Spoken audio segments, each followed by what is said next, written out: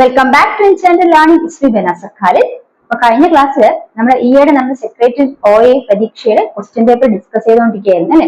ഞാൻ പറഞ്ഞതുപോലെ തന്നെ പുതുതായിട്ട് എക്സാമിനേഷൻ എഴുതുന്നവരും ഇപ്പോൾ പഠിച്ചുകൊണ്ടിരിക്കുന്നവരും എല്ലാം തന്നെ ഈ വരുന്ന ക്വസ്റ്റ്യൻ പേപ്പേഴ്സ് എല്ലാം നന്നായി മനസ്സിലാക്കേണ്ടതായിട്ടുണ്ട്. കാരണം ഇത് പല ക്വസ്റ്റ്യൻസും നമുക്ക് റിപ്പീറ്റഡ് ആയിട്ട് വരാം. മാത്രമല്ല ഏതൊക്കെ ടോപ്പിൽ നിന്നാണ് PSC കൂടുതലായിട്ട് ക്വസ്റ്റ്യൻസ് ചോദിക്കുന്നത് മനസ്സിലാക്കാനും നമ്മൾ ഇത്തരത്തിൽ ക്വസ്റ്റ്യൻ പേപ്പർ മനസ്സിലാക്കുന്നതിലൂടെ സാധിക്കുന്നതാണ്. അപ്പൊ തീർച്ചയായും ഈ എക്സാമിനേഷൻ എഴുതാൻ ആദ്യമായിട്ട് ഇരിക്കുന്നവരാകട്ടെ, അവർ ഇനി പറ്റില്ല എന്ന് വിചാരിച്ചിരിക്കാതെ ഈ ക്വസ്റ്റ്യൻ പേപ്പേഴ്സ് നന്നായിട്ട് മനസ്സിലാക്കാം. അപ്പൊ ആദ്യ പടി എന്ന് പറയുന്നത് നിങ്ങൾ എന്ത് ചെയ്യണം? ക്വസ്റ്റ്യൻ പേപ്പേഴ്സ് അല്ലെ 2025 തന്നെ ക്വസ്റ്റ്യൻ പേപ്പേഴ്സും അതോടൊപ്പം തന്നെ അതിന് മുമ്പ് നടന്ന പരീക്ഷയുടെ ക്വസ്റ്റ്യൻ പേപ്പേഴ്സും നന്നായിട്ട് മനസ്സിലാക്കി വെച്ചതിന് ശേഷം നിങ്ങളുടെ പഠനം സ്റ്റാർട്ട് ചെയ്യുക. അപ്പൊ അതിനു വേണ്ടിയിട്ടാണ് നമ്മൾ ഈ ക്ലാസ് ആരംഭിച്ചിരിക്കുന്നത്. കഴിഞ്ഞ ക്ലാസ്സിൽ നമ്മൾ സെക്രട്ടറി OAയുടെ ക്വസ്റ്റ്യൻ പേപ്പർ ഡിസ്കസ് സ്റ്റാർട്ട് ചെയ്തു. അതിന് ഞാൻ എന്താ ചെയ്യുന്നതെന്ന് വെച്ചാൽ നമ്മൾ ആൻസർ പറയുന്നുണ്ട്, അതിനോടൊപ്പം തന്നെ റിലേറ്റഡ് ഫാക്ട്സ്, കണക്റ്റഡ് ഫാക്ട്സ്, നമുക്ക് എത്രത്തോളം ഫാക്ട്സ് കിട്ടുന്നു അത്രത്തോളം നമ്മൾ പഠിച്ചു പോകുന്നതാണ്. ഈ ഓൾറെഡി പരീക്ഷകളൊക്കെ എഴുതിക്കൊണ്ടിരിക്കുന്ന ആളുകളാണെങ്കിൽ തീർച്ചയായും അവർക്ക് ഇത് റിവിഷൻ തന്നെയായിരിക്കും. അപ്പൊ ഞാൻ എപ്പോഴും പറയുന്ന പോലെ തന്നെ നമ്മൾ പഠിക്കുന്നതോടൊപ്പം തന്നെ എന്ത് ചെയ്യുക, നമ്മൾ റിവിഷൻ ഇമ്പോർട്ടൻസ് കൊടുക്കാം. അപ്പൊ റിവിഷൻ ഇമ്പോർട്ടൻസ് കൊടുത്തുകൊണ്ട് തന്നെ പഠിച്ചുകൊണ്ടിരിക്കുക. ഇത് തീർച്ചയായും നിങ്ങളുടെ ലക്ഷ്യത്തിലെത്താൻ സാധിക്കും. അതുപോലെ എക്സാമിനേഷൻസ് എല്ലാം ക്രാക്ക് ചെയ്യാൻ സാധിക്കും. അപ്പൊ ഒരിക്കലും റിവിഷന് ഇമ്പോർട്ടൻസ് കൊടുക്കാതിരിക്കരുത്. റിവിഷന് ഇമ്പോർട്ടൻസ് മാക്സിമം കൊടുക്കുക. എത്രത്തോളം നമ്മൾ പഠിക്കുന്നു അതോടൊപ്പം തന്നെ റിവിഷന് മാക്സിമം ഇമ്പോർട്ടൻസ് കൊടുക്കുക. അപ്പൊ നമ്മുടെ കഴിഞ്ഞ ക്ലാസ്സിലൊക്കെ പറഞ്ഞതുപോലെ തന്നെ നമ്മൾ ഇന്നത്തെ ക്ലാസ്സിൽ എന്താണ് പ്രൊവൈഡ് ചെയ്യാൻ പോകുന്നത്? ഈ ക്വസ്റ്റ്യൻ പേപ്പറിന്റെ ആൻസേഴ്സും അതുമായിട്ട് റിലേറ്റഡ് ഫാക്ട്സുമാണ് നൽകാൻ പോകുന്നത്. അപ്പൊ കഴിഞ്ഞ ക്ലാസ്സിൽ പറഞ്ഞ കാര്യങ്ങളൊക്കെ നിങ്ങൾ പഠിച്ചു എന്ന് വിശ്വസിക്കുന്നു, നിങ്ങൾക്ക് അത് ഉപകാരപ്പെട്ടെന്ന് വിശ്വസിക്കുന്നു. എങ്കിൽ തീർച്ചയായും നിങ്ങൾ മിസ് ചെയ്യാതെ ഈ ക്ലാസ്സും കൂടെ കാണാൻ ശ്രമിക്കുക. അപ്പൊ നമുക്ക് ക്ലാസ്സിലേക്ക് കടക്കാം. അപ്പൊ നമ്മൾ ഒന്നാം ലോക മഹായുദ്ധവുമായി ബന്ധപ്പെട്ട കുറച്ച് കാര്യങ്ങളാണ് കഴിഞ്ഞ ക്വസ്റ്റ്യൻ പേപ്പർ ബേസ് ചെയ്ത് ഡിസ്കസ് ചെയ്തുകൊണ്ടിരുന്നത് അല്ലെ. അപ്പൊ അതിന്റെയൊക്കെ മനസ്സിലാക്കി. അത് നമ്മൾ മനസ്സിലാക്കി ഒന്നാം ലോക മഹായുദ്ധം എന്ന് പറയുന്നത് കാലഘട്ടം അല്ലെ 1914 മുതൽ 1918 വരെയാണ് മനസ്സിലാക്കി അല്ലെ. ഇനി അതിൽ രണ്ട് സൈനിക സഖ്യങ്ങൾ ഉണ്ടെന്ന് മനസ്സിലാക്കിയല്ലോ. അത് ഏതൊക്കെയാണ് സൈനിക സഖ്യങ്ങൾ? ത്രികക്ഷി സഖ്യവും ത്രികക്ഷി സൗഹാർദ്ദ സഖ്യവും എന്ന രണ്ട് സൈനിക സഖ്യങ്ങളാണ് ഒന്നാം ലോക മഹായുദ്ധത്തിൽ ഏറ്റുമുട്ടിയ സൈനിക സഖ്യങ്ങൾ. ഇനി അതില് ത്രികക്ഷി സഖ്യത്തിൽ ഉൾപ്പെട്ട രാജ്യങ്ങൾ ഏതൊക്കെയാണെന്ന് മനസ്സിലാക്കി. ഓസ്ട്രിയ, ഹംഗറി, ജർമ്മനി, ഇറ്റലി അല്ലെ. ജർമ്മനി, ഓസ്ട്രിയ, ഹംഗറി, ഇറ്റലി മുതലായ രാജ്യങ്ങളാണ് ത്രികക്ഷി സഖ്യത്തിൽ ഉൾപ്പെട്ടിരുന്നത്. ഈ ത്രികക്ഷി സൗഹാർദ്ദ സഖ്യത്തിലോ ഇംഗ്ലണ്ട്, ഫ്രാൻസ്, റഷ്യ അല്ലെ. ഇത് ഇത്രയാണ് ത്രികക്ഷി സൗഹാർദ്ദ സഖ്യത്തിലെ മെമ്പേഴ്സ് ആയിരുന്നത്. ഇനി മനസ്സിലാക്കേണ്ട അടുത്ത പ്രധാനപ്പെട്ട കാര്യം എന്താണ്? ഈ പറയുന്ന ഒന്നാം ലോക മഹായുദ്ധത്തിന് കാരണമായ സംഭവം ഏതാണ്? ഏതാണ് സംഭവം? സംഭവം എന്താണ്? അതായത് 1914 ഓസ്ട്രിയൻ കിരീടാവകാശിയായ ആരാണ്? ഫ്രാൻസിസ് ഫെർഡിനൻഡിനെ എന്താണ് ഗാവ്ലോ പ്രിൻസപ്പ് എന്ന് പറയുന്ന ഒരു സെർബിയൻ യുവാവ് വധിക്കുകയുണ്ടായി. അപ്പൊ ഓസ്ട്രിയൻ കിരീടാവകാശിയായ ഫ്രാൻസിസ് ഫെർഡിനൻഡ്, ആ പേര് ഓർത്തിക്കുക. ഫ്രാൻസിസ് ഫെർഡിനൻഡിനെ ആരാണ്? ഗാവ്ലോ പ്രിൻസപ്പ് എന്ന് പറയുന്ന ഒരു സെർബിയൻ യുവാവ് വധിക്കുകയുണ്ടായി. ഈ വധിച്ചതിന് കാരണത്താലാണ് ഒന്നാം ലോക മഹായുദ്ധം ആരംഭിച്ചത്. അപ്പൊ ഒന്നാം ലോക മഹായുദ്ധത്തിന് കാരണമായ പ്രധാന സംഭവം ഏതാണ്? 1914 ഓസ്ട്രിയൻ കിരീടാവകാശിയായ ഫ്രാൻസിസ് ഫെർഡിനൻഡിനെ എന്താണ് അത് സെർബിയൻ യുവാവായ ആരാണ്? ഗാവ്ലോ പ്രിൻസിപ്പ് വധിച്ചതുകൊണ്ടാണ് ഒന്നാം ലോക മഹായുദ്ധം ആരംഭിച്ചതെന്ന് മനസ്സിലാക്കി വെക്കാം. ഇനി രണ്ടാമത് മനസ്സിലാക്കുന്ന ഒന്നാം ലോക മഹായുദ്ധത്തില് രണ്ട് വശത്തു നിന്നും രണ്ട് സഖ്യത്തിലും പങ്കെടുത്ത രാജ്യം എന്ന് വെച്ചാൽ ഇറ്റലിയാണ് കേട്ടോ. ഒന്നാം ലോക മഹായുദ്ധത്തിൽ രണ്ട് പക്ഷത്തും പങ്കെടുത്ത രാജ്യം ഏതാണ്? ഇറ്റലി. അത് മനസ്സിലാക്കുന്ന മറ്റു പ്രധാന പോയിന്റ് ആണ്. ഇനി നോക്കാം, ഒന്നാം ലോക മഹായുദ്ധത്തില് ആദ്യം ആക്രമിക്കപ്പെട്ട രാജ്യം ഏതാണ്? ആദ്യമായിട്ട് ആക്രമിക്കപ്പെട്ട രാജ്യം ഏതാണ്? സെർബിയാണ് കേട്ടോ. ഒന്നാം ലോക മഹായുദ്ധത്തില് ആദ്യമായിട്ട് ആക്രമിക്കപ്പെട്ട രാജ്യം ഏതാണ്? സെർബിയാണ്. ഇനി ഏറ്റവും കൂടുതൽ ആൾനാശം ഉണ്ടായ രാജ്യം, ഒന്നാം ലോക മഹായുദ്ധത്തിൽ തുടർന്ന് ഏറ്റവും കൂടുതൽ ആൾനാശം ഉണ്ടായ രാജ്യം എന്ന് വെച്ചാൽ ജർമ്മനിയാണ്. ഇനി പ്രധാനപ്പെട്ട മറ്റൊരു പോയിന്റ്, അത് എക്സാമിനേഷൻ ചോദിച്ചിട്ടുള്ളതാണ്. ഒന്നാം ലോക മഹായുദ്ധത്തിൽ രാസായുധം ഉപയോഗിച്ച മൂലകം ഏതാണ്? ഏതൊക്കെയാണ് മൂലകങ്ങളാണ് ഒന്നാം ലോക മഹായുദ്ധത്തിൽ രാസായുധം ഉപയോഗിച്ചത്? ഫോസ്ഫീനും ക്ലോറിനുമാണ്. എന്താണ്? ക്ലോറിനും ഫോസ്ഫീനുമാണ് ഒന്നാം ലോക മഹായുദ്ധത്തിൽ രാസായുധങ്ങളായിട്ട് ഉപയോഗിച്ചത്. ഒന്നാം ലോക മഹായുദ്ധത്തില് ഉപയോഗിച്ച രാസായുധങ്ങൾ ഏതൊക്കെയായിരുന്നു? ഫോസ്ഫീനും ക്ലോറിനും. അത് പരീക്ഷയ്ക്ക് ചോദിച്ചിട്ടുള്ളതാണ്. തീർച്ചയായും നിങ്ങൾ നോട്ട് ചെയ്ത് വെക്കും. പിന്നെ നമ്മൾ മനസ്സിലാക്കിയ ത്രികക്ഷി സൗഹാർദ്ദവും അതുപോലെ ത്രികക്ഷി സഖ്യത്തിലും പെട്ട മെമ്പേഴ്സിനെ കൂടെ നിങ്ങൾ ഓർത്ത് വെക്കുക. അത് എക്സാമിനേഷന് ചോദിച്ചിട്ടുണ്ട്. പിന്നെ എന്താണ്? ഒന്നാം ലോക മഹായുദ്ധത്തിൽ ഉപയോഗിച്ച രാസവസ്തുക്കൾ അല്ലെങ്കിൽ രാസായുധങ്ങളുടെ പേര്, അതായത് ഫോസ്ഫീനും ക്ലോറിനും, അതും കൂടെ നോട്ട് ചെയ്ത് വെക്കുക. ഇനി അടുത്തത് പ്രധാനപ്പെട്ട രണ്ട് പോയിന്റ്സ് പഠിച്ചു. എന്താണ്? ആരാണ് വധിച്ചത് അല്ലെ? ഫ്രാൻസിസ് ഫെർഡിനൻഡിനെ. അത് വധിച്ച ആളെ കൂടി ഗാവ്ലോ പ്രിൻസിപ്പിനെയും കൂടി ഓർത്തു വയ്ക്കുക. അതാണ് ഒന്നാം ലോക മഹായുദ്ധം ഉണ്ടാകാൻ പ്രധാനപ്പെട്ട കാരണം എന്ന് മനസ്സിലാക്കി. അത്രയും പോയിന്റ്സ് ക്ലിയർ ആക്കി വെക്കുക. അതിനുശേഷം നമ്മൾ മനസ്സിലാക്കി എന്താണ്? ഒന്നാം ലോക മഹായുദ്ധം അവസാനിക്കാൻ കാരണമായ ഉടമ്പടി ഏതാണെന്ന് വെച്ചാൽ വേഴ്സായ് ഉടമ്പടിയാണ്. വേഴ്സായ് ഉടമ്പടി 1919 വേഴ്സായ് ഉടമ്പടിയാണ് ഒന്നാം ലോക മഹായുദ്ധം അവസാനിക്കാനുള്ള പ്രധാനപ്പെട്ട കാരണം. വേഴ്സായ് ഉടമ്പടി, വേഴ്സായ് ട്രീറ്റിയാണ് 1919 വേഴ്സായ് ട്രീറ്റി പാരീസിൽ വെച്ചാണ് വേഴ്സായ് ഉടമ്പടി ഒപ്പുവെച്ചു നിങ്ങൾ മനസ്സിലാക്കി വെക്കും. ഇനി ആ ഒരു ഒന്നാം ലോക മഹായുദ്ധ സമയത്ത് ആരംഭിച്ച പ്രസ്ഥാനങ്ങളായിരിക്കാണ് പാൻ സ്ലേവ് പ്രസ്ഥാനം, പാൻ ജർമ്മൻ പ്രസ്ഥാനം, അതുപോലെ പ്രതികാര പ്രസ്ഥാനം. പാൻ സ്ലേവ്, പാൻ ജർമ്മൻ, അതുപോലെ പ്രതികാര പ്രസ്ഥാനം. ഈ 3 പ്രസ്ഥാനങ്ങൾ ഒന്നാം ലോക മഹായുദ്ധത്തിന്റെ കാലഘട്ടത്തിൽ ആരംഭിച്ച പ്രസ്ഥാനങ്ങളാണ്. അത് നമ്മൾ പഠിച്ചു കഴിഞ്ഞു. ഇനി പാൻ സ്ലേവ് പ്രസ്ഥാനം എന്താണ്, പാൻ ജർമ്മൻ പ്രസ്ഥാനം എന്താണ്, പ്രതികാര പ്രസ്ഥാനം എന്താണ് നമ്മൾ കഴിഞ്ഞ ക്ലാസ്സിൽ നോട്ട് ചെയ്തതാണ്. അപ്പൊ ഞാനത് ഒന്നും കൂടെ പറയുന്നില്ല. ഇനി നമ്മൾ ആൻസർ മനസ്സിലാക്കാൻ പോകുന്നത് ഒന്നാം ലോക മഹായുദ്ധത്തെ തുടർന്ന് ഉണ്ടായ സംഭവങ്ങളാണ്. ഒന്നാം ലോക മഹായുദ്ധം അവസാനിക്കേണ്ട ട്രീറ്റി അല്ലെങ്കിൽ ഉടമ്പടി ഏതാണ്, വേഴ്സായ് ഉടമ്പടി. വേഴ്സായ് ഉടമ്പടി 1919 പാരീസിൽ വെച്ചാണ് ഉടമ്പടി ഒപ്പുവെച്ചത്. ഇത്രയും കാര്യങ്ങൾ ക്ലിയർ ആയല്ലോ അല്ലെ? ഇത്രയും കാര്യങ്ങൾ മനസ്സിലായല്ലോ. പിന്നെ മനസ്സിലാക്കാൻ പോകുന്നത് ഒന്നാം ലോക മഹായുദ്ധത്തെ തുടർന്ന് എന്തൊക്കെ മാറ്റങ്ങളാണ് സംഭവിച്ചത് അത് നമുക്ക് മനസ്സിലാക്കി നോക്കാം. അത് പരീക്ഷ പോയിന്റ് ഓഫ് വ്യൂ പഠിച്ചിരിക്കേണ്ട കാര്യങ്ങളാണ്. കാരണം ഒത്തിരി പരീക്ഷയ്ക്ക് ഇതിന്റെ കാര്യങ്ങൾ പല രീതിയിൽ ചോദിക്കുന്നുണ്ട്. അപ്പൊ ഒന്നാം ലോക മഹായുദ്ധം നമ്മൾ ഇങ്ങനെ പഠിച്ചത് തീർച്ചയാണ്. അപ്പൊ തീർച്ചയായും നിങ്ങളത് ഓർത്തു വയ്ക്കുക. അപ്പൊ നമ്മൾ ഒന്നാം ലോക മഹായുദ്ധത്തെ കുറിച്ച് പ്രധാനപ്പെട്ട കാര്യം മനസ്സിലാക്കി. ഇനി ഒന്നാം ലോക മഹായുദ്ധത്തെ തുടർന്നുണ്ടായ മാറ്റങ്ങൾ എന്തൊക്കെയാണ്? ഒന്നാം ലോക മഹായുദ്ധത്തിന്റെ ഫലമായിട്ട് യൂറോപ്പിൽ സാമ്പത്തിക പ്രതിസന്ധി ഉണ്ടായി. പിന്നെ അതുപോലെ തന്നെ ലോക സമാധാനത്തിനായിട്ട് സർവ്വരാജ്യ സഖ്യം ലീഗ് ഓഫ് നേഷൻസ് എന്ന പ്രസ്ഥാനം ആരംഭിച്ചത് ഒന്നാം ലോക മഹായുദ്ധത്തെ തുടർന്നാണ്. ലീഗ് ഓഫ് നേഷൻസ് അല്ലെങ്കിൽ സർവ്വരാജ്യ സഖ്യം ഉണ്ടായത് അല്ലെങ്കിൽ ആദ്യം രൂപീകരിച്ച ആ സംഘടന രൂപീകരിച്ചത് ഒന്നാം ലോക മഹായുദ്ധത്തിന്റെ ഫലമായിട്ടാണ്. ഇനി അതുപോലെ തന്നെ ഒന്നാം ലോക മഹായുദ്ധത്തിന്റെ കാലഘട്ടത്തിലാണ് എന്താണ് ഇറ്റലിയിലും അതുപോലെ ജർമ്മനിയിലും 2 പ്രസ്ഥാനങ്ങൾ രൂപപ്പെട്ടത്. ഇറ്റലിയിലെ പ്രസ്ഥാനം എന്ന് പറഞ്ഞാൽ ഫാസിസ്റ്റ് പ്രസ്ഥാനമാണ്.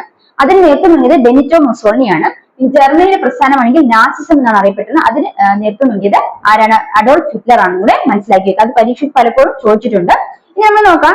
ഇവിടെ ഫാസിസം എന്ന് പറയുന്ന പ്രസ്ഥാനം ഇറ്റലിയിലാണ് രൂപം കൊണ്ടതെന്ന് പറഞ്ഞു. ബെനിറ്റോ മുസോളിനിയാണ് അതിന് നേതൃത്വം നൽകിയത് മനസ്സിലാക്കി. ഈ ഫാസിസം എന്ന വാക്ക് ലാറ്റിൻ പദത്തിൽ നിന്നാണ് ഡിറൈവ് ചെയ്യുന്നത്. ഫാസിസ് എന്ന ലാറ്റിൻ പദത്തിൽ നിന്നാണ് ഫാസിസം എന്ന പ്രസ്ഥാനത്തിന് ആ ഒരു പേര് ലഭിക്കുകയുണ്ടായത്. ഈ ഫാസിസം എന്ന ലാറ്റിൻ പദത്തിന്റെ അർത്ഥം എന്താണ്? ഒരു കെട്ട് ദണ്ടും അതിനു മുകളിൽ ഒരു മഴുവുമാണ്. ഒരു കെട്ട് ദണ്ടും അതിനു മുകളിൽ ഒരു മഴുവും എന്നാണ് ഫാസിസ് എന്ന വാക്കിന്റെ അർത്ഥം. ഫാസിസ് എന്ന വാക്കിന്റെ അർത്ഥം എന്താണ്? ഒരു കെട്ട് ദണ്ടും അതിനു മുകളിൽ ഒരു മഴുവുമാണ് ഫാസിസ് എന്ന വാക്കിന്റെ അർത്ഥം. ആ ഫാസിസ് എന്ന ലാറ്റിൻ പദത്തിൽ നിന്നാണ് ഫാസിസം എന്ന പ്രസ്ഥാനം ഉണ്ടായത്. ഫാസിസം എന്ന പ്രസ്ഥാനം ഉള്ളത് ഫാസിസം എന്ന ലാറ്റിൻ പദത്തിനാണ്. ആ ലാറ്റിൻ പദത്തിന്റെ അർത്ഥം കൂടെ മനസ്സിലാക്കുക. ഒരു കെട്ട് ദണ്ടും അതിനു മുകളിൽ ഒരു മഴുവുമാണ് അതിന്റെ ആ ഒരു മീനിങ് എന്ന് മനസ്സിലാക്കി വെക്കണം. അതിന്റെ അർത്ഥം എന്ന് വാക്കിന്റെ അർത്ഥം. അടുത്തത് ഈ ഫാസിസം എന്ന ആശയം രൂപം കൊണ്ട രാജ്യം ഏതാണ്? അത് ഇറ്റലിയാണ്. ഇറ്റലി എന്ന രാജ്യത്താണ് ഫാസിസം എന്ന ആശയം രൂപം കൊണ്ടത്. നാസിസം ആശയം രൂപം കൊണ്ട രാജ്യം ഏതാണ്? ജർമ്മനിയാണ്. അവിടെ ജർമ്മനിയിൽ അഡോൾഫ് ഹിറ്റ്ലർ ആണ് അതിന് നേതൃത്വം നൽകിയത് മനസ്സിലാക്കുക. നമ്മൾ മനസ്സിലാക്കി എന്താണ്? ഇറ്റലിയിൽ ഫാസിസ്റ്റ് ഭരണത്തിന് നേതൃത്വം കൊടുത്ത ബെനിറ്റോ മുസോളിനിയാണ്. ഇനി ഇവിടെ തന്നെ ഈ പറഞ്ഞ ഫാസിസ്റ്റ് നയങ്ങൾ നടപ്പിലാക്കുന്ന ബെനിറ്റോ മുസോളിനി ഒരു സൈനിക വിഭാഗത്തെ രൂപീകരിച്ചു. ആ സൈനിക വിഭാഗമാണ് ബെനിറ്റോ മുസോളിനിയുടെ സൈനിക വിഭാഗമാണ് കരിങ്കുപ്പായക്കാർ അല്ലെങ്കിൽ കരിങ്കുപ്പക്കാർ എന്ന് അറിയപ്പെടുന്നത്. കരിങ്കുപ്പായക്കാർ അല്ലെങ്കിൽ ബ്ലാക്ക് ഷിപ്സ് എന്ന് അറിയപ്പെടുന്നത് ബെനിറ്റോ മുസോളിനി ഫാസിസ്റ്റ് പ്രസ്ഥാനത്തിന്റെ നേതൃത്വം വെച്ച ബെനിറ്റോ മുസോളിനിയുടെ സൈനിക വിഭാഗത്തെയാണ് എന്തറിയപ്പെടുന്നത്? കരിങ്കുപ്പായക്കാർ ബ്ലാക്ക് ഷിപ്സ് എന്ന് അറിയപ്പെടുന്നത്. പിവൈക്കുമാണ് കരിങ്കുപ്പായക്കാർ ബ്ലാക്ക് ഷിപ്സ് എന്നറിയപ്പെടുന്നത്. ഏത് പ്രസ്ഥാനത്തിനാണ് ചോദിച്ചാൽ ഏത് പ്രസ്ഥാനത്തിന്റെ? ഫാസിസം പ്രസ്ഥാനത്തിന്റെയാണ്. അത് നേതൃത്വം നൽകിയ ആ വ്യക്തിത്വമാണ് ബെനിറ്റോ മുസോളിനി. ബെനിറ്റോ മുസോളിനിയുടെ ഫാസിസ്റ്റ് പ്രസ്ഥാനങ്ങൾക്ക് നടപ്പിലാക്കുന്നതിന് വേണ്ടിയിട്ട് സൈനിക വിഭാഗം അദ്ദേഹം രൂപീകരിച്ചു. അതാണ് ഏത്? കരിങ്കുപ്പായക്കാർ അല്ലെങ്കിൽ ബ്ലാക്ക് ഷിപ്സ് എന്ന് പറയുന്നത് കേട്ടോ. അവിടെ നാസിസം എന്ന് പറയുന്നത് അഡോൾഫ് ഹിറ്റ്ലറിന്റെയാണ്. അഡോൾഫ് ഹിറ്റ്ലർ രൂപീകരിച്ച നാസിസം. അവിടെ അദ്ദേഹം രൂപീകരിച്ച സൈനിക അല്ലെങ്കിൽ സൈനിക വിഭാഗത്തിന്റെ പേരാണ് അഡോൾഫ് ഹിറ്റ്ലറിന്റെ സൈനിക വിഭാഗത്തിന്റെ പേര് എന്താണ്? തവിട് കുപ്പായക്കാർ അല്ലെങ്കിൽ ബ്രൗൺ ഷർട്ട്സ്. അപ്പൊ തവിട് കുപ്പായക്കാർ നാസിസവും ബന്ധപ്പെട്ടതാണ്. അഡോൾഫ് ഹിറ്റ്ലർ രൂപീകരിച്ച സൈനിക വിഭാഗമാണ് ഏത്? തവിട് കുപ്പായക്കാർ എന്ന് ഓർത്തു വയ്ക്കുക. അത് ഒരു പ്രത്യേക PYQ-ആണ്. അതും കൂടെ ഓർത്തു വയ്ക്കുക. അപ്പൊ അത്രയും കാര്യങ്ങൾ നമ്മൾ അവിടെ മനസ്സിലാക്കിയത്. നാസിസം എന്ന് പറയുന്നത് റിലേറ്റഡ് ടു അല്ലെങ്കിൽ ആര് ബന്ധപ്പെട്ടതാണ്? അഡോൾഫ് ഹിറ്റ്ലറുമായിട്ട് ബന്ധപ്പെട്ടതാണ്. അവിടെ അദ്ദേഹം രൂപീകരിച്ച സൈനിക വിഭാഗത്തെ പേര് എന്താണ്? തവിട് കുപ്പായക്കാർ ബ്രൗൺ ഷർട്ട്സ് ആണ് കേട്ടോ. അതുപോലെ ഫാസിസം ആണെങ്കിൽ ഫാസിസം എവിടെയാണ്? ഇറ്റലിയിലാണ്. ബെനിറ്റോ മുസോളിനിയാണ് നേതൃത്വം നൽകിയത്. അവർ രൂപീകരിച്ച സൈനിക വിഭാഗം ഏതാണ്? അതാണ് കരിങ്കുപ്പായക്കാർ ബ്ലാക്ക് ഷിപ്സ്. ഈ പ്രധാനപ്പെട്ട പോയിന്റ്സ് നോട്ട് ചെയ്ത് വെക്കാം. അത് പരീക്ഷയ്ക്ക് PYQ ആയിട്ട് ചോദിച്ചിട്ടുള്ളതാണ്. അത് നിങ്ങൾ നോട്ട് ചെയ്ത് വെക്കാം. അടുത്ത നമ്മൾ ഇനി മനസ്സിലാക്കാൻ പോകുന്നത് എന്താണ്?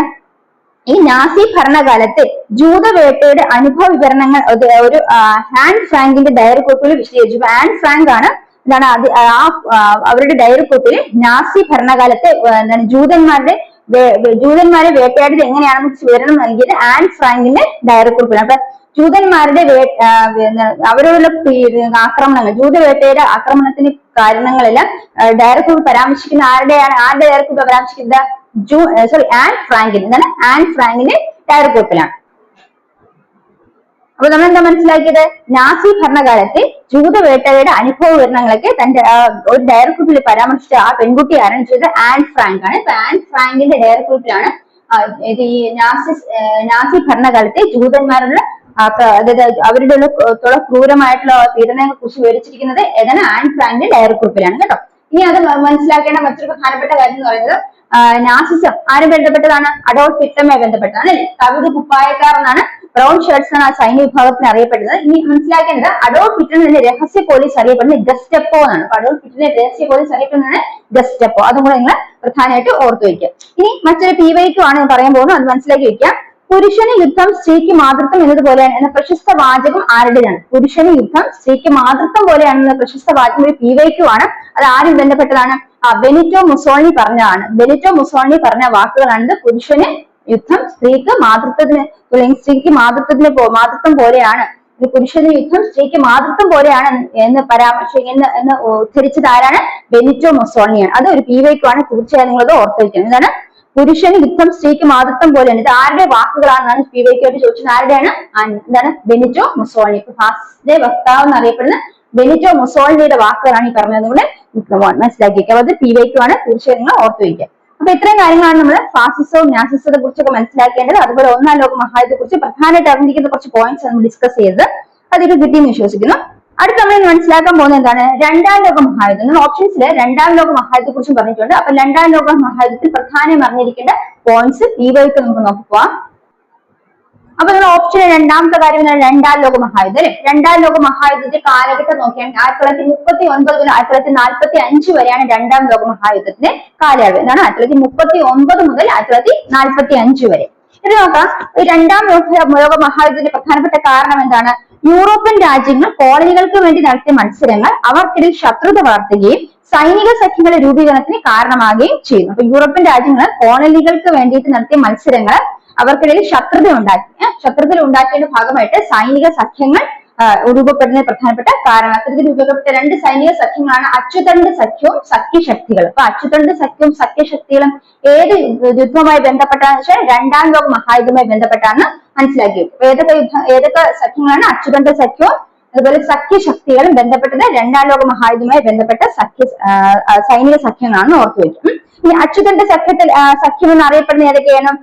Germany, Italy, Japan. അപ്പൊ ജർമ്മനി, ഇറ്റലി, ജപ്പാൻ എന്നിവയാണ് അച്ചുതണ്ട് സഖ്യത്തിലെ അംഗങ്ങൾ. അപ്പൊ അച്ചുതണ്ട് സഖ്യത്തിലെ അംഗങ്ങളാണ് ജർമ്മനി, ഇറ്റലി, ജപ്പാൻ. ഈ എല്ലാം ജർമ്മനി, ജപ്പാൻ, പിന്നെ ഇറ്റലി, ഈ മൂന്നുമാണ് ഏത് അച്ചുതണ്ട് സഖ്യത്തിലെ അംഗങ്ങൾ എന്നറിയപ്പെടുന്നത്. ഇനി അതുപോലെ തന്നെ സഖ്യശക്തികൾ എന്നറിയപ്പെടുന്നത്. സഖ്യശക്തികൾ ആരൊക്കെയാണ്? ഇംഗ്ലണ്ട്, ചൈന, അതുപോലെ ഫ്രാൻസ്. ഇംഗ്ലണ്ട്, ചൈന, ഫ്രാൻസ് ആണ് സഖ്യകക്ഷികളുള്ളത്. ഇതൊക്കെയാണ് ഇംഗ്ലണ്ട്, ചൈന, ഫ്രാൻസ്. മറ്റാണെങ്കിൽ ജർമ്മനി, ഇറ്റലി, അതുപോലെ തന്നെ എന്താണ്? ജർമ്മനി, ഇറ്റലി, അതുപോലെ ഏതാണ്? ജപ്പാൻ അല്ലെ. ജർമ്മനി, ഇറ്റലി, ജപ്പാൻ ആണ് അച്ചുതണ്ട് സഖ്യത്തിൽ. മറ്റേതാണ് ഇംഗ്ലണ്ട്, ഫ്രാൻസ്, ചൈനയാണ് ഏതിൽ വരുന്നത്? സഖ്യശക്തിയിൽ. ഇംഗ്ലണ്ട്, ഫ്രാൻസ് ആൻഡ് ചൈന അത് സഖ്യശക്തി. അപ്പൊ ആ രണ്ട് കാര്യങ്ങൾ നിങ്ങൾ ക്ലിയർ ആക്കി വെക്കുക. രണ്ടാം ലോക മഹായുദ്ധവുമായി ബന്ധപ്പെട്ടതാണ് അച്ചുതണ്ട് സഖ്യവും സഖ്യശക്തികളും. അച്ചുതണ്ട് സഖ്യത്തിൽ വരുന്ന ആരൊക്കെയാണ്? Germany, Italy, Japan. ഇനി അതുപോലെ തന്നെ സഖ്യശക്തികൾ വരുന്ന ആരൊക്കെയാണ്? England, China, France. കിട്ടിയോ? അത്രയും പോയിന്റ്സ് കിട്ടിയോ? ഇനി മനസ്സിലാക്കേണ്ടത് രണ്ടാം ലോക മഹായുദ്ധത്തിന് മുന്നൊരുക്കം എന്നറിയപ്പെടുന്നത് എന്താണ്? സ്പാനിഷ് കലാപമാണ്. അപ്പൊ രണ്ടാം ലോക മഹായുദ്ധത്തിന് മുന്നൊരുക്കം എന്നറിയപ്പെടുന്നത് സ്പാനിഷ് കലാപമാണ്. ഇനി ഒരു PYQ ശ്രദ്ധിക്കാം. താഴെ തന്നിരിക്കുന്നതിൽ രണ്ടാം ലോക മഹായുദ്ധവുമായി ബന്ധമില്ലാത്തത് ഏതെന്നാണ് ചോദ്യം. അപ്പം അവിടെ ചോദിച്ചിരിക്കുന്നത് കപട യുദ്ധം, സീ ലയൺ, ആറുദിന യുദ്ധം, ഓപ്പറേഷൻ ബാർബറോസ. അപ്പൊ ക്വസ്റ്റ്യൻ ഇങ്ങനെയാണ്. താഴെ തന്നിരിക്കുന്നതിൽ രണ്ടാം ലോക മഹായുദ്ധവുമായി ബന്ധമില്ലാത്തത് ഏതെന്നാണ് ചോദ്യം. 1 കപട യുദ്ധം, 2 സീ ലയൺ, 3 ആറുദിന യുദ്ധം, 4 ഓപ്പറേഷൻ ബാർബറോസോ. ഇവിടെ മനസ്സിലാക്കേണ്ടത് സീ ലയൺ, കപട യുദ്ധം, അതുപോലെ ഓപ്പറേഷൻ ബാർബറോസോ ഇത് മൂന്നും ഏതുമായി റിലേറ്റഡ് ആണ്? രണ്ടാം ലോക മഹായുദ്ധമായിട്ട് ബന്ധപ്പെട്ടതാണ്. അപ്പൊ കപട യുദ്ധം എന്ന് പറഞ്ഞാൽ ശക്തമായ യുദ്ധങ്ങൾ നടക്കാത്ത കാലഘട്ടമാണ് കപട യുദ്ധം. അപ്പൊ അത് ഏതുമായി ബന്ധപ്പെട്ടാണ്? രണ്ടാം ലോക മഹായുദ്ധവുമായി ബന്ധപ്പെട്ടതാണ് കപട യുദ്ധം എന്നുള്ളത് കേട്ടോ. അപ്പൊ കപട യുദ്ധം എന്ന് പറഞ്ഞാൽ ശക്തമായ യുദ്ധങ്ങൾ നടക്കാത്ത കാലഘട്ടമാണ് കപട യുദ്ധം എന്നറിയപ്പെടുന്നത്. അപ്പൊ ആ കപട യുദ്ധത്തിന്റെ കാലയളവ് എന്ന് പറയുന്നത് 1939 1940 വരെയാണ് കേട്ടോ. രണ്ടാം ലോക മഹായുദ്ധത്തിന്റെ കാലയളവ് 1939 മുതൽ 1945 വരെയാണ്. അതിൽ 1939 മുതൽ 40 വരെ കപട യുദ്ധത്തിന്റെ കാലമാണ്. അപ്പൊ രണ്ടാം ലോക മഹായുദ്ധവുമായി ബന്ധപ്പെട്ടതാണ് ഏത് കപട യുദ്ധം എന്ന് മനസ്സിലാക്കിയ അതൊരു ക്വസ്റ്റ്യൻ ആയിരുന്നു POK ആയിരുന്നു. അപ്പൊ അത് ഓർത്ത് വെക്കാം. ഇനി സീ ലയൺ ഏതുമായി ബന്ധപ്പെട്ടതാണ്? രണ്ടാം ലോക മഹായുദ്ധവുമായി ബന്ധപ്പെട്ടാണ് sea lion. Operation sea lion എന്ന് പറഞ്ഞാൽ രണ്ടാം ലോക മഹായുദ്ധം ബന്ധപ്പെട്ടതാണ്. അത് ഓർക്കാം. ജർമ്മനിയുടെ ബ്രിട്ടൻ ആക്രമണ പദ്ധതിക്ക് ഹിറ്റ്ലർ നൽകിയ രഹസ്യ നാമമാണ് സീ ലയൺ. അപ്പൊ ജർമ്മനിയുടെ ബ്രിട്ടൻ ആക്രമണ പദ്ധതിക്ക് ഹിറ്റ്ലർ നൽകിയ രഹസ്യ നാമമാണ് എന്താ ഓപ്പറേഷൻ സീ ലയൺ. അപ്പൊ ഹിറ്റ്ലർ നൽകിയ രഹസ്യ നാമമാണ് ഓപ്പറേഷൻ സീ ലയൺ. അത് എന്തിനാണ്? ജർമ്മനിയുടെ ബ്രിട്ടൻ ആക്രമണ പദ്ധതിക്ക്. ജർമ്മനി ബ്രിട്ടനെ ആക്രമിച്ച പദ്ധതിക്ക് ഹിറ്റ്ലർ നൽകിയ രഹസ്യനാമമാണ് ഓപ്പറേഷൻ സീ ലയൺ. അപ്പൊ അത് ഏതുമായിട്ട് ബന്ധപ്പെട്ടാണ്? രണ്ടാം ലോക മഹായുദ്ധമായിട്ട് ബന്ധപ്പെട്ടെന്ന് ഓർത്തു വയ്ക്കാം. ഇനി അടുത്ത ഓപ്പറേഷൻ ബാർബറോസ. അപ്പൊ എന്തൊക്കെയാണ്? കപട യുദ്ധം നമ്മൾ മനസ്സിലാക്കി. എന്താണ് കപട യുദ്ധം എന്ന് പറഞ്ഞാൽ ഫോൾസ് വാർ അല്ലെ. അപ്പൊ എന്താണ് ആ ഒരു സമയത്ത് യുദ്ധങ്ങൾ നടത്തിയില്ല. 1939 മുതൽ 40 വരെയുള്ള കാലഘട്ടം എന്ന് പറയുന്നത് യുദ്ധങ്ങൾ നടക്കാത്ത കാലഘട്ടമാണ് കപട യുദ്ധം. അപ്പൊ അത് ഏത് ബന്ധപ്പെട്ട രണ്ടാം ലോക മഹായുദ്ധ കാലത്ത് ബന്ധപ്പെട്ട കാര്യമാണ്. ഇനി പെട്ടെന്ന് ഓപ്പറേഷൻ സീ ലയൺ അതെന്ന് പറയുന്നത് എന്താണ്? ജർമ്മനി ബ്രിട്ടനെ നടത്തിയ ആക്രമണം അല്ലെ. ബ്രിട്ടനിൽ നടത്തിയ ആക്രമണത്തിൽ ഹിറ്റ്ലർ നൽകിയ രഹസ്യനാമമാണ് ഓപ്പറേഷൻ സീ ലയൺ. അതും ഏതുമായി ബന്ധപ്പെട്ടതാണ്? രണ്ടാം ലോക മഹായുദ്ധമായിട്ട് ബന്ധപ്പെട്ടതാണ്. അടുത്തത് operation Barbarossa. Operation Barbarossa. Operation Barbarossa അതും ഏതുമായി ബന്ധപ്പെട്ടാണ്? രണ്ടാം ലോക മഹായുദ്ധവുമായി ബന്ധപ്പെട്ടതാണ്. എന്താണ് ഓപ്പറേഷൻ ബാർബറോസ എന്ന് പറയുന്നത്? 1941 സോവിയറ്റ് യൂണിയൻ ആക്രമിക്കാൻ ജർമ്മനി തയ്യാറാക്കിയ പദ്ധതിയുടെ രഹസ്യനാമം. സോവിയറ്റ് യൂണിയനെ ആക്രമിക്കാൻ വേണ്ടിയിട്ട് ജർമ്മനി തയ്യാറാക്കിയ ഒരു പദ്ധതി, അതിന്റെ രഹസ്യനാമമാണ് ഓപ്പറേഷൻ ബാർബറോസ. അപ്പൊ ഓപ്പറേഷൻ ബാർബറോസയും ഏത് ബന്ധപ്പെട്ടതാണ്? രണ്ടാം ലോക മഹായുദ്ധമായിട്ട് ബന്ധപ്പെട്ടത്. അപ്പൊ ചോദ്യത്തിന് നമ്മൾ ചോദിച്ചത് എന്താണ്? രണ്ടാം ലോക മഹായുദ്ധവുമായി ബന്ധമില്ലാത്തത് ഏതെന്നാണ് ചോദ്യം. അപ്പൊ ബന്ധമുള്ളത് ഏതൊക്കെയായിരുന്നു?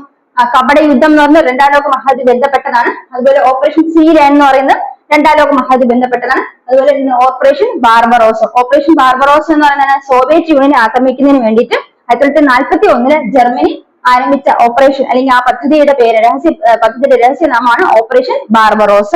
ഇനി ഓപ്പറേഷൻ സീ ലയൺ ആണെങ്കിലോ ഇതുപോലെ തന്നെ ബ്രിട്ടനെ ആക്രമിക്കുന്ന ജർമ്മനി ഒരു പദ്ധതി തയ്യാറാക്കിയ പദ്ധതിക്ക് ഹിറ്റ്ലർ നൽകിയ രഹസ്യനാമമാണ് ഓപ്പറേഷൻ സീ ലയൺ. ഈ കപട യുദ്ധം എന്ന് പറയുന്നത് ഈ രണ്ടാം ലോക മഹായുദ്ധ സമയത്ത് യുദ്ധങ്ങൾ നടക്കാത്തൊരു കാലഘട്ടം ഉണ്ടായിരുന്നു. അത് 1939 മുതൽ 40 വരെയാണ്. അതിനെയാണ് കപട യുദ്ധം എന്ന് അറിയപ്പെടുന്നത്. അപ്പൊ ഇത് മൂന്നും ഏതും ബന്ധപ്പെട്ടാണ്? രണ്ടാം ലോക മഹായുദ്ധമായിട്ട് ബന്ധപ്പെട്ട കാര്യങ്ങളാണ്. അപ്പൊ അതാണ് ഒരു ക്വസ്റ്റ്യൻ ഉണ്ടായിരുന്നു. അപ്പൊ തീർച്ചയായിട്ടും നിങ്ങൾക്ക് അത് ക്ലിയർ ആയെന്ന് വിശ്വസിക്കുന്നു. ഇവിടെ രണ്ടാം ലോക മഹായുദ്ധ ബന്ധമില്ലാത്തത് ഏതെന്നാണ് ചോദ്യം. അപ്പൊ ഇവിടെ ബന്ധമുള്ളതൊക്കെയാണ് കപട യുദ്ധം, സീ ലയൺ, അതുപോലെ ഓപ്പറേഷൻ ബാർബറോസോ. ആ ക്വസ്റ്റ്യൻ കിട്ടിയല്ലോ. അപ്പൊ അത്രയാണ് ആ ഒരു നമ്മൾ പ്രധാനമായിട്ട് അവിടെ മനസ്സിലാക്കുന്നത്. ഓപ്പറേഷൻ ബാർബറോസ ഏത് വർഷം? 1941 കൂടെ ഓർത്ത് വയ്ക്കുക കേട്ടോ. അപ്പൊ അത്രയാണ് അതിന്റെ കാര്യങ്ങൾ. അപ്പൊ നമ്മൾ രണ്ടാം ലോക മഹായുദ്ധമാണ് പഠിച്ചുകൊണ്ടത്. രണ്ടാം ലോക മഹായുദ്ധത്തിന്റെ കാരണം എന്താണെന്ന് മനസ്സിലാക്കി, അതിന്റെ പ്രധാനപ്പെട്ട സൈനിക സഖ്യങ്ങൾ ഏതൊക്കെയാണെന്ന് മനസ്സിലാക്കി, അതിലെ മെമ്പേഴ്സ് ആരൊക്കെയാണെന്ന് മനസ്സിലാക്കി. ഇനി എന്താണ്? രണ്ടാം ലോക മഹായുദ്ധം ആരംഭിച്ച വർഷം 1939 ആണ് മനസ്സിലാക്കിയത്. രണ്ടാം ലോക മഹായുദ്ധം ആരംഭിച്ച വർഷം 1939. ഇനി രണ്ടാം ലോക മഹായുദ്ധത്തെ തുടർന്ന് ജർമ്മനി വിഭജിക്കാൻ തീരുമാനിച്ച സമ്മേളനം. അതാണ് ജർമ്മനി വിഭജിക്കാൻ തീരുമാനിച്ച സമ്മേളനം യാൾട്ടാ സമ്മേളനം. രണ്ടാം ലോക മഹായുദ്ധത്തെ തുടർന്ന് ജർമ്മനി വിഭജിക്കാൻ തീരുമാനിച്ച സമ്മേളനം ഏതാണ്? യാൾട്ടാ സമ്മേളനം. അപ്പൊ ജർമ്മനി വിഭജിക്കാൻ കാരണം സമ്മേളനം ഏതാണ്? തീരുമാനിച്ച സമ്മേളനം യാൾട്ടാ സമ്മേളനം. രണ്ടാം ലോക മഹായുദ്ധത്തെ തുടർന്ന് ജർമ്മനി വിഭജിക്കാൻ തീരുമാനിച്ച സമ്മേളനം യാൾട്ടാ സമ്മേളനം. ഇനി അതുപോലെ തന്നെ മനസ്സിലാക്കേണ്ടത് രണ്ടാം ലോക മഹായുദ്ധത്തിന് ശേഷം പശ്ചിമ ജർമ്മനിയും പൂർവ്വ ജർമ്മനിയും വേർതിരിച്ചൊരു മതിൽ വന്നു. അതാണ് ബെർലിൻ മതിൽ. 1961 ബെർലിൻ മതിൽ നിലവിൽ വന്നത്. അപ്പൊ ജർമ്മനി വിഭജിക്കാൻ തീരുമാനിച്ച സമ്മേളനം യാൾട്ടാ സമ്മേളനമാണ്. രണ്ടാം ലോക മഹായുദ്ധത്തെ തുടർന്ന് ജർമ്മനി വിഭജിക്കാൻ തീരുമാനിച്ച സമ്മേളനമാണ് യാൾട്ടാ സമ്മേളനം. അപ്പൊ പശ്ചിമ ജർമ്മനിയും അതുപോലെ തന്നെയാണ് പൂർവ്വ ജർമ്മനിയും വേർതിരിക്കാൻ ഒരു മതിൽ നിലനിന്ന ബെർലിൻ മതിലാണ്. 1961 ബെർലിൻ മതിൽ നിലവിൽ വന്നത്. ഇനി ബെർലിൻ മതിൽ എന്ത് ചെയ്തു? പിന്നീട് പൊളിച്ചു നീക്കിയുണ്ട്. ബെർലിൻ മതിൽ പൊളിച്ചു നീക്കിയ വർഷം 1989 പൊളിച്ചു നീക്കപ്പെട്ടത്. 1961 ബെർലിൻ മതിൽ നിലവിൽ വന്നത്. 1989 ആ മതിൽ പൊളിച്ചു നീക്കുകയാണ് ചെയ്തത്. അതുകൊണ്ട് നമ്മൾ രണ്ടാം ലോക മഹായുദ്ധത്തെ പ്രധാനമായിട്ട് മനസ്സിലാക്കേണ്ട കാര്യങ്ങളാണ്. അപ്പൊ ഇത്രയും പോയിന്റ്സ് കിട്ടിയല്ലോ അല്ലെ. അപ്പൊ നമ്മള് രണ്ടാം ലോക മഹായുദ്ധത്തെ ബന്ധപ്പെട്ട് അറിഞ്ഞിരിക്കേണ്ട പ്രധാനപ്പെട്ട ഫാക്ട്സ് ആണ് മനസ്സിലാക്കിയത്. അപ്പൊ ഇത്രയും കാര്യം നമ്മൾ മനസ്സിലാക്കി വെക്കുക ബേസിക് ആയിട്ട്. പിന്നെ നമ്മൾ ഡീറ്റെയിൽ ആയിട്ട് പഠിക്കുമ്പോൾ അതിന്റെ കൂടുതൽ കാര്യങ്ങൾ മനസ്സിലാക്കി. ഇത്രയും കിട്ടിയെന്ന് വിശ്വസിക്കുന്നു. നമ്മൾ അപ്പൊ ആ ക്വസ്റ്റ്യൻ ആയിട്ട് ബേസ് ചെയ്ത് നമ്മൾ എന്തൊക്കെ മനസ്സിലാക്കി? ആ ക്വസ്റ്റ്യൻ നമ്മൾ ചേരുമുടി ചേർത്തായിരുന്നു അല്ലെ ഉണ്ടായിരുന്നത്. അതിൽ നമ്മൾ ഇപ്പൊ ഒന്നാം ലോക മഹായുദ്ധം നമ്മൾ പഠിച്ചതാണ്. ഒന്നാം ലോക മഹായുദ്ധവുമായി ബന്ധപ്പെട്ട് അവിടെ ഏത് നമുക്ക് നോട്ട് ചെയ്യാം? ത്രികക്ഷി സഖ്യവും ത്രികക്ഷി സൗഹാർദ്ദ സഖ്യവും, അത് ഒന്നാം ലോക മഹായുദ്ധം ബന്ധപ്പെട്ടതാണ്. ഇനി രണ്ടാം ലോക മഹായുദ്ധം നമ്മൾ മനസ്സിലാക്കി ഏതൊക്കെയാണ്? അച്ചുതണ്ട് ശക്തികളും സഖ്യശക്തികളും അതുമായി ബന്ധപ്പെട്ടതാണ്. അതുപോലെ തന്നെ നെക്സ്റ്റ് ഹിറ്റ്ലർ ആണ്. ഹിറ്റ്ലർ ആണെങ്കിൽ നാസിസമായിട്ട് റിലേറ്റ് ചെയ്തതാണ്. അപ്പൊ എന്താണ്? തവിട് കുപ്പായക്കാർ. ഇനി അതുപോലെ തന്നെ ബെനിറ്റോ മുസോളിനി എന്താണ്? കരിങ്കുപ്പായക്കാർ, ബ്ലാക്ക് ഷർട്ട്സ്. അപ്പൊ ഇത്രയും നമ്മൾ മനസ്സിലാക്കിയതെന്ന് നമുക്ക് കിട്ടിയ കാര്യങ്ങളാണ്. ഓക്കെ, അപ്പൊ അത്രയും മനസ്സിലായെന്ന് വിശ്വസിക്കും. അടുത്ത നമ്മൾ നോക്കാൻ പോകുന്നത് ഇന്ത്യൻ ദേശീയ സമരകാലത്തെ പ്രധാന പത്രങ്ങളും അതിന് നേതൃത്വം നൽകിയവരെയും കുറിച്ചാണ് അടുത്ത ചോദ്യം. അപ്പൊ അതിന് നമ്മൾ എന്തൊക്കെ മനസ്സിലാക്കി? മിറാത്തുൽ അക്ബർ എന്നൊരു പത്രം ഉണ്ടായിരുന്നു. അതുപോലെ കേസരി, മറാത്ത എന്ന പത്രങ്ങൾ, പിന്നെ കോമൺവെൽത്ത്, യങ് ഇന്ത്യ. ഇത്രയാണ് നമ്മുടെ ഓപ്ഷൻസ് അല്ലെ. അപ്പൊ അതുമായിട്ട് റിലേറ്റ് ചെയ്ത കറക്റ്റ് ആയിട്ട് ആൻസേഴ്സ് ചെയ്താൽ നമുക്കറിയാം. മിറാത്തുൽ അക്ബർ എന്ന് കേട്ടിട്ടുണ്ട്. ആരുടെ പത്രമാണ് മിറാത്തുൽ അക്ബർ എന്ന് പറയുന്നത്? എന്താണ്? രാജാറാം മോഹൻ റോയുടെ. അപ്പൊ രാജാറാം മോഹൻ റോയുടെ പത്രമാണ് മിറാത്തുൽ അക്ബർ. ഈ മിറാത്തുൽ അക്ബറിനെ കുറിച്ച് മറ്റെന്തൊക്കെ അറിയാം? മിറാത്തുൽ അക്ബർ എന്ന് പറയുന്നത് പേർഷ്യൻ ഭാഷയിൽ രചിക്കപ്പെട്ട പത്രമാണ്. അപ്പൊ രാജാറാം മോഹൻ റോയുടെ പേർഷ്യൻ ഭാഷയിൽ രചിക്കപ്പെട്ട പത്രം ഏതാണ്? മിറാത്തുൽ അക്ബർ. ഒത്തിരി പ്രാവശ്യം പരീക്ഷയ്ക്ക് ചോദിച്ചിരുന്നതാണ്. അപ്പൊ തീർച്ചയായും നോക്കി വെക്കാം. ഇനി അതുപോലെ തന്നെ രാജാറാം മോഹിയുടെ മറാത്തി ഭാഷയിൽ എഴുതപ്പെട്ട മറാത്തി ഭാഷ പ്രസിദ്ധീകരിക്കപ്പെട്ട പത്രം ഏതാണെന്ന് വെച്ചാൽ സംവാദ് കൗമുദി. ഏതാണ്? സംവാദ് കൗമുദി. അതും രാജാറാം മോഹൻ റോയുടെ തന്നെയാണ്. അത് മറാത്തി ഭാഷയിലാണ്, മറാത്തിയല്ല ബംഗാളി ഭാഷ. എന്താണ്? സംവാദ് കൗമുദി ബംഗാളി ഭാഷയിൽ രചിക്കപ്പെട്ട പത്രമാണ്. അപ്പൊ രാജാറാം മോഹിയുടെ ബംഗാളി ഭാഷയിൽ രചിക്കപ്പെട്ട പത്രം ഏതാണ്? സംവാദ് കൗമുദി. അതിൽ പേർഷ്യൻ ഭാഷയിൽ രചിക്കപ്പെട്ട പത്രം ഏതാണ്? മിറാത്തുൽ അക്ബർ. രാജാറാം മോഹൻ റോയുടെയാണ് മിറാത്തുൽ അക്ബർ, സംവാദ് കൗമുദി. പോയിന്റ്സ് കിട്ടിയോ? അടുത്ത് നോക്കാം. നെക്സ്റ്റ് മറാത്തി കേസ് അല്ലെ, മറാത്ത കേസരി. മറാത്തയും കേസരിയും അത് ആരുമായി ബന്ധപ്പെട്ട പത്രങ്ങളാണ്? അത് ബാലഗംഗാധര തിലകുമായി ബന്ധപ്പെട്ട. ബാലഗംഗാധര തിലകിന്റെയാണ് കേസരി, മറാത്ത മുതലേ പത്രങ്ങൾ. ഇതില് മറാത്ത എന്ന് പറയുന്നത് അദ്ദേഹത്തിന് ഇംഗ്ലീഷ് പത്രമാണ്. അപ്പം ബാലഗംഗാധര തിലക് ഇംഗ്ലീഷ് പ്രസിദ്ധീകരിച്ച പത്രമാണ് മറാത്ത. ബാലഗംഗാധര തിലകിന്റെ ഇംഗ്ലീഷിൽ പ്രസിദ്ധീകരിച്ച പത്രമാണ് മറാത്ത. ഈ കേസരി എന്ന് പറയുന്നത് അദ്ദേഹത്തിന്റെ മറാത്തി ഭാഷ പ്രസിദ്ധീകരിച്ച പത്രമാണ്. അപ്പൊ മറാത്തി ഭാഷയിൽ ബാലഗംഗാധര തിലക് പ്രസിദ്ധീകരിച്ച പത്രം ഏതാണെന്ന് ചോദിച്ചത് കേസരിയും, ഇംഗ്ലീഷ് പ്രസിദ്ധീകരിച്ച പത്രം ഏതാണ്? ബാലഗംഗാധര തിലക് എന്ന് ചോദിച്ചാൽ അത് മറാത്തയുമാണ്. നോട്ട് ചെയ്ത് വെക്കുക കേട്ടോ. അത് നീവയ്ക്കുമാണ്, അത് ഓർത്ത് വെക്കുക. അടുത്ത കോമൺവെൽത്ത്. കോമൺവെൽത്ത് എന്ന് പറയുന്നത് ആരുടെ പത്രമാണ്? ആനി ബെസന്റ് പത്രമാണ് കേട്ടോ. കോമൺവെൽത്ത് എന്ന് പറയുന്നത് ആനി ബെസന്റ് പത്രമാണ്. അവരുടെ മറ്റൊരു പത്രമാണ് ഏത്? New India. കോമൺവെൽത്തും ന്യൂ ഇന്ത്യയുമായി ബന്ധപ്പെട്ട് ആരാണ്? ആനി ബെസന്റ് ആണ് കേട്ടോ. ആനി ബെസന്റാണ് കോമൺവെൽത്തും ന്യൂ ഇന്ത്യ. ഇനി യങ് ഇന്ത്യ നമുക്കറിയാം ആര് ബന്ധപ്പെട്ട? ഗാന്ധിജി ബന്ധപ്പെട്ട യങ് ഇന്ത്യ. അതിന്റെ മറ്റു പത്രങ്ങൾ ഏതൊക്കെയാണ്? ഹരിജൻ, അതുപോലെ നവജീവൻ, ഇന്ത്യൻ ഒപ്പീനിയൻ. അതായത് ഹരിജൻ, നവജീവൻ, ഇന്ത്യൻ ഒപ്പീനിയൻ. ഹരിജൻ, നവജീവൻ, അതുപോലെ എന്താണ്? Indian opinion.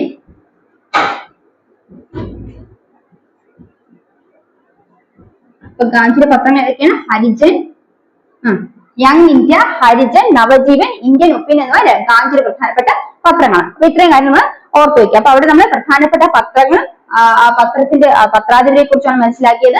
അതിൽ നിന്ന് മനസ്സിലാക്കിയത് മിറാത്തുൽ അക്ബർ. മിറാത്തുൽ അക്ബറിന് രാജാറാം മോഹൻ റോയുടെ ഈ പേർഷ്യൻ ഭാഷയിൽ രചിക്കപ്പെട്ട പത്രമാണ്. ഈ സംവാദ് കൗമുദി എന്ന് പറയുന്നത് ബംഗാളി ഭാഷയിൽ രചിക്കപ്പെട്ട രാജാറാം മോഹന്റെ മറ്റൊരു പത്രമാണ് കേട്ടോ. അടുത്തത് കേസരി, മറാത്ത പറയുകയാണെങ്കിൽ ബാലഗംഗാധര തിലകിന്റെ പത്രങ്ങളാണ്. അതിൽ മറാത്ത എന്ന് പറയുന്നത് ഇംഗ്ലീഷിൽ പ്രസിദ്ധീകരിക്കപ്പെട്ട പത്രവും കേസരി എന്ന് പറയുന്നത് മറാത്തി ഭാഷയിൽ പ്രസിദ്ധീകരിക്കപ്പെട്ട പത്രമാണെന്ന് മനസ്സിലാക്കി. അടുത്ത പോയിന്റ് പഠിച്ചത് കോമൺവെൽത്ത് അല്ലെ. കോമൺവെൽത്തുമായി ബന്ധപ്പെട്ട ആരുടെ പ്രസിദ്ധീകരണമാണ്? ആനി ബെസന്റ് പ്രസിദ്ധീകരണമാണ് കോമൺവെൽത്ത്. അത് ആനി ബെസന്റ് മറ്റൊരു പ്രസിദ്ധീകരണം പറയുന്നത് ഏതാണ്? New India. ഇനി ഗാന്ധി ബന്ധപ്പെട്ടത് യങ് ഇന്ത്യ അല്ലെ. Gandhi, Young India. ഗാന്ധിയുടെ മറ്റു പത്രങ്ങൾ ഏതൊക്കെയാണ്? Navajivan, Harijan, Indian Opinion. ഇതൊക്കെ ഗാന്ധിയുടെ മറ്റു പ്രസിദ്ധീകരണമാണെന്ന് ഓർത്തു വയ്ക്കുക. അപ്പൊ ഇതെല്ലാം PYQ ആണ്. ഒത്തിരി പ്രാവശ്യം പരീക്ഷയ്ക്ക് ചോദിച്ചിട്ടുണ്ട്, ഇനിയും ചോദിക്കും. അപ്പൊ ഇത് ഇത്ര നിങ്ങൾ ക്ലിയർ ആക്കി വയ്ക്കും കേട്ടോ. അപ്പൊ അത്രയും കാര്യങ്ങൾ നമ്മൾ പ്രധാനമായിട്ട് മനസ്സിലാക്കേണ്ടത്. പിന്നെ നമ്മൾ കുറച്ച് ക്വസ്റ്റ്യൻസും റിലേറ്റഡ് ഫാക്ട്സും ഡിസ്കസ് ചെയ്ത് ആ ഒരു ക്വസ്റ്റ്യൻ ബന്ധപ്പെട്ട ഒത്തിരി ഫാക്ട്സ് നമ്മൾ ഡിസ്കസ് ചെയ്തു. അപ്പൊ ഇനിയും അതിൽ കുറെ കാര്യങ്ങൾ ഡിസ്കസ് ചെയ്യാനുണ്ട്. ഇന്നത്തെ ക്ലാസ് നിങ്ങൾക്ക് ഉപയോഗപ്പെട്ടെങ്കിൽ തീർച്ചയായും ചാനൽ സബ്സ്ക്രൈബ് ചെയ്യാം. ഇതിന്റെ റിമൈനിങ് പോർഷൻസ് നമ്മൾ അടുത്ത ക്ലാസ്സിൽ കണ്ടിന്യൂ ചെയ്ത് അത് വരുന്ന എല്ലാ എക്സാമിനേഷൻസും ഉപകാരപ്പെടും. അപ്പം ഞാൻ നേരത്തെ പറഞ്ഞ പോലെ തന്നെ പുതുതായിട്ട് പഠിക്കുന്നവരും ഈ പഠിച്ചുകൊണ്ടിരിക്കുന്നവർക്കെല്ലാം ഉപകാരപ്പെടുന്ന ഒരു ക്ലാസ് തന്നെയായിരിക്കും. തീർച്ചയായും നിങ്ങൾ അത് ഫോളോ ചെയ്യുക.